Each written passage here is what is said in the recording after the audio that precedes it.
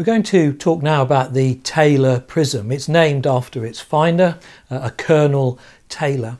And it is a clay prism, probably about this high, which has a number of sides around it, all of which are carved with tiny cuneiform text.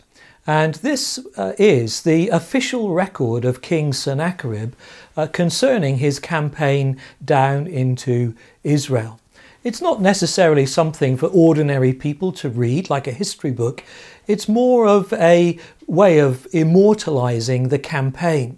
And it's also a way of describing the campaign in the terms that you want it to be remembered.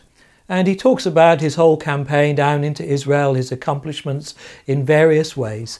But he knows he has to deal with the problem of Jerusalem. It's a historical fact that Sennacherib and his armies never touched Jerusalem. They never fired an arrow. They never threw a slingshot, despite Sennacherib's declared intention to come and take everything away from King Hezekiah. Hezekiah had God's promise that Jerusalem would be spared in this great campaign. What Sennacherib has to do is to explain that or to dismiss that idea somehow in case people read this. And so what he does is he says in this prism, he says, "As for Jerusalem, I shut Hezekiah up like a bird in a cage."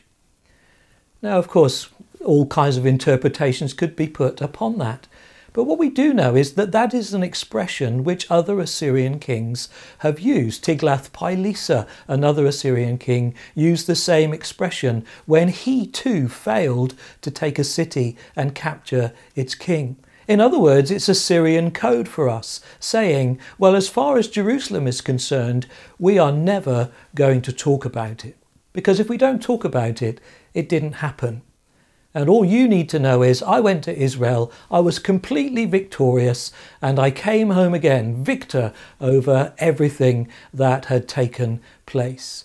But what we know is that that's not the truth. And it's a matter of history that this mighty army of Sennacherib never touched Jerusalem exactly as Isaiah had foretold.